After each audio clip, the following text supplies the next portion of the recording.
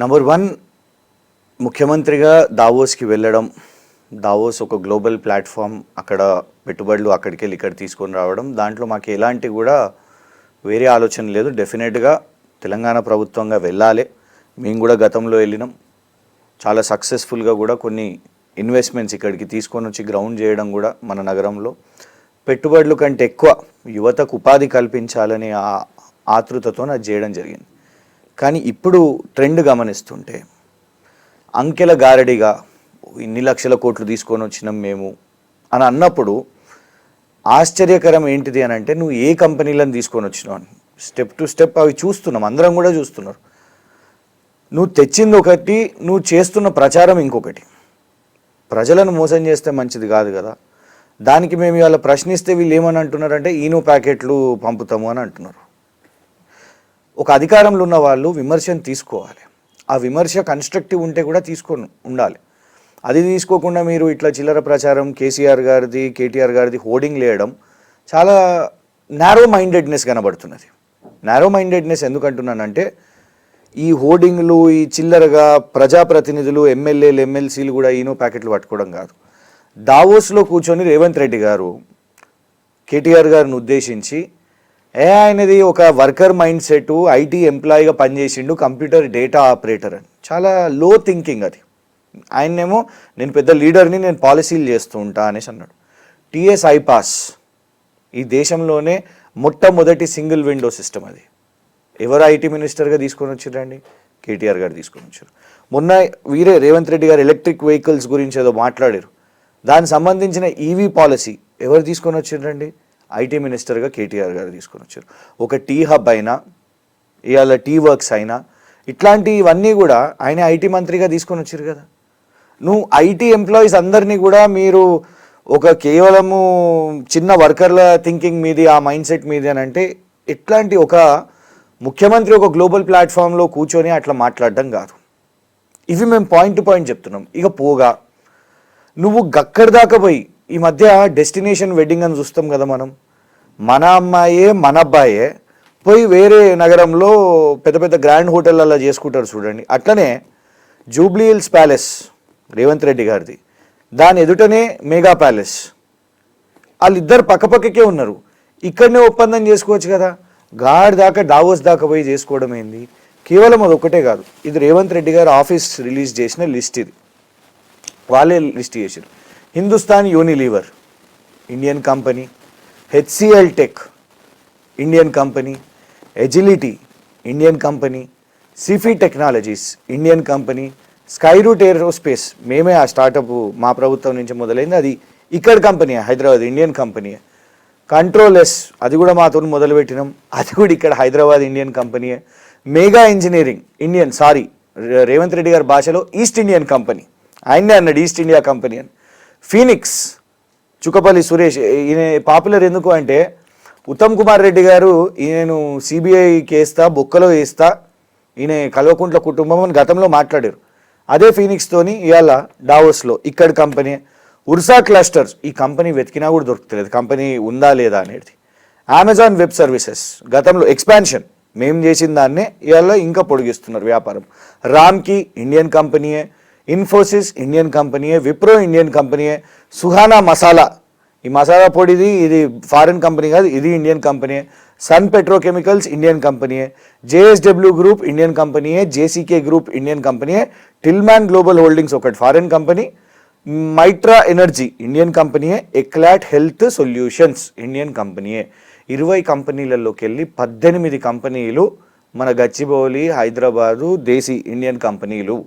నువ్వు దీనికోసం డావోస్కి పోయి నేను 1,79,000 కోట్లు తీసుకొని వచ్చినాను, ఇక పోనీ ఇది ఈ కంపెనీలది నిజంగానే లక్షల కోట్లు వచ్చినాయనంటే, ఫస్ట్ మనం బెంచ్ మార్క్, మనం ఒక స్కూల్ స్టూడెంటు వేరే క్లాసుకు పోవడానికి అన్నిటికంటే ఇంపార్టెంట్ ఏంది, ఈ క్లాస్లో నీకు ఎన్ని మార్క్స్ వచ్చినాయని కదా. ముందు క్లాసులు ఏమి వచ్చినాయి అనేసి అది మార్క్స్ చూస్తారు. మనం ఇంటర్మీడియట్ మార్క్స్తో పాటు జీవితాంతం ఎస్ఎస్సి సర్టిఫికేట్లు కూడా పెట్టుకుంటాం కదా. అట్లనే రేవంత్ రెడ్డి గారి రిపోర్ట్ కార్డు లాస్ట్ ఇయర్ది కూడా చూస్తారు. దావోస్కి లాస్ట్ ఇయర్ పోయినవును 40,000 కోట్లు, 40,000 కోట్లలో అదానీ గారిది 12,400 కోట్లు అయినాయి. ఆ గ్రౌండ్ అయినాయి ఇన్వెస్ట్మెంట్స్. ఉల్టా 100 కోట్లు మేము ఒత్తిడి పెట్టినందుకు ఎట్లనే నువ్వు అదానితో ఎట్లా వ్యాపారం చేస్తావు, రాహుల్ గాంధీ ఏమో అదానిని దొంగ అంటుండు, నువ్వేమో అదానితో వ్యాపారం చేస్తా అంటున్నావు, అదాని నా దగ్గర పెట్టుబడులు పెట్టు అని అంటావు అని మేము ఒత్తిడి పెట్టినందుకు ఆ 100 కోట్ల డొనేషన్ వాపస్ ఇచ్చేస్తావు. మరి 12,400 కోట్ల సంగతి ఏంది? అది ఇంకా కాలేదు, అయిందా? అబద్ధం చెప్తున్నావా, దాచిపెడుతున్నావా, నువ్వు రాహుల్ గాంధీని కూడా మోసం చేస్తున్నావు, చెప్పాలి దాని విషయం మీద. గోధి ఇండియా అనే సంస్థ, ఆ కంపెనీకి వార్షికంగా కేవలం 27 లక్షల రూపాయల యాన్యువల్స్ మాత్రమే, 27 లక్షల యాన్యువల్స్ దానికి ఉన్నాయి, ఇవన్నీ కూడా అవే డీటెయిల్స్. ఆ 27 లక్షల రూపాయల కంపెనీ ఇవ్వండి గోధి ఇండియా, దాని డాక్యుమెంట్ ఇది అఫీషియల్గా. 10 సంవత్సరాల బీఆర్ఎస్ పాలన మీరు చూసుకోండి, దాంట్లో దాదాపు ఒక 9 దావోస్ మీటింగ్స్ జరిగినాయి అనుకుంటా, వరల్డ్ ఎకనామిక్ ఫోరం 2014 నుంచి 23 వరకు. సో 9 సంవత్సరాలలో వాళ్ళు తీసుకొచ్చింది 25,000 crores మాత్రమే. మేము మా ప్రభుత్వం వచ్చిన తర్వాత, కాంగ్రెస్ పార్టీ ప్రభుత్వం వచ్చిన తర్వాత, రేవంత్ రెడ్డి గారు ముఖ్యమంత్రి అయిన తర్వాత వరల్డ్ ఎకనామిక్ ఫోరం 2024లో 40,000+ మాకు పెట్టుబడులు వచ్చినాయి. ఇది వరల్డ్ ఎకనామిక్ 2025లో 178.5 crores మాకు వచ్చినాయి. 178,500 కోట్లు పెట్టుబడి ఈ తెలంగాణ రాష్ట్రానికి వచ్చింది. పొద్దున లేచిన వెంటనే బీఆర్ఎస్ పార్టీకి, బీఆర్ఎస్ లీడర్లకి ఏమైందంటే రాత్రి నిద్ర పడతలేదు.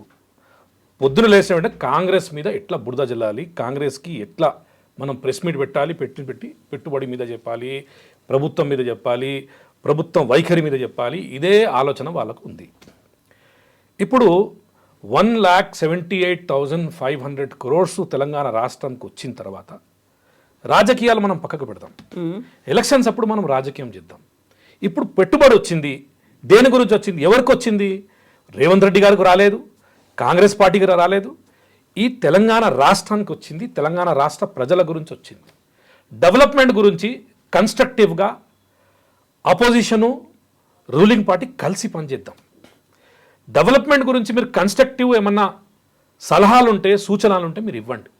అది ఇవ్వకుండా లేచిన వెంటనే మీరు తెచ్చిన అన్ని బోగసు, అన్ని ఫేక్ ఉన్నాయని ఇది చెప్తున్నారు. తెలంగాణ రాష్ట్ర ప్రజలు చూస్తున్నారు కూడా. గతంలో మేము చెప్పిన 40,000+ పెట్టుబడులు కానీ, ఇప్పుడు తీసుకొచ్చిన 1,78,500 పెట్టుబడులు కానీ 100% తెలంగాణ రాష్ట్రంలో ఎంప్లాయ్మెంట్ ఇయర్ గురించి, తెలంగాణ రాష్ట్ర డెవలప్మెంట్ గురించి తీసుకొచ్చినారు. తెలంగాణ రాష్ట్ర ముఖ్యమంత్రి అనుమల రేవంత్ రెడ్డి గారు, మళ్ళా దుద్దిల శ్రీధర్ బాబు గారు, ఐటీ మినిస్టర్ గారు. 40,000 కోట్ల పెట్టుబడుల్ని గత దావోస్ సమ్మిట్లో తీసుకొచ్చినప్పటికీ ఏమి ఇంప్లిమెంట్ అయ్యాయి, ఎక్కడ కనిపిస్తున్నాయి ఆ పరిశ్రమలు అనేవి, ఎక్కడ కనిపిస్తున్నాయి, ఎక్కడ ఉపాధి కనిపిస్తోంది, ఎక్కడ డెవలప్మెంట్ అనేది కనిపిస్తుంది, దానికి సంబంధించినటువంటి ఆచరణ ఎక్కడుంది? 40,000 కోట్లకే చేయనప్పుడు 1,78,000 కోట్ల ప్రాజెక్టులని, లేకపోతే ఈ పెట్టుబడిని మీరు ఎప్పుడు ఆచరణలో చూపిస్తారు అనే డౌట్.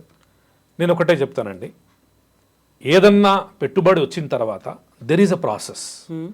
దాదాపు 18 కంపెనీస్ మనకు 2024 వరల్డ్ ఎకనామిక్ ఫోరంలో మనకు ఎంఓయూ చేసుకున్నాం. Out of 18 companies 17 companies they have started their work. It is under process. కొన్ని ఫైనల్ స్టేజ్కి వచ్చింది, కొన్ని మిడిల్ స్టేజ్లో ఉంది, కొన్ని స్టార్టింగ్ స్టేజ్లో ఉంది. ఒకటేసారి ఈ తీసుకొచ్చిన ఇన్వెస్ట్మెంటు ఈ కంప్లీట్ అయ్యి ప్రభుత్వంలో ఇంప్లిమెంటేషన్ అయ్యి అందరికీ జాబులు దొరికే వరకు కొంచెం టైం పడుతుంది. మీరు లేచిన వెంటనే వ్యతిరేకించకన్నా మీరు 40,000 కోట్ల రూపాయలు తీసుకొచ్చినారు, ఈ కంపెనీలు వచ్చినాయి, దీనికి ఏమన్నా సలహాలు ఇచ్చి ఇంకా మంచి ఎట్లా చేయాలి, ఇంకా మంచి ఎంప్లాయ్మెంట్ ద్వారా దీనికి ఎట్లా తీసుకురావాలి, దీంట్లో ఎంత డెవలప్మెంట్కి ఏదన్నా మనం ప్రభుత్వం తప్పు చేస్తుంటే మీ అబ్జర్వేషన్ కూడా ఉంది కదా, ఆ అబ్జర్వేషన్లో మీరు సలహాలు సూచనలు ఇవ్వండి.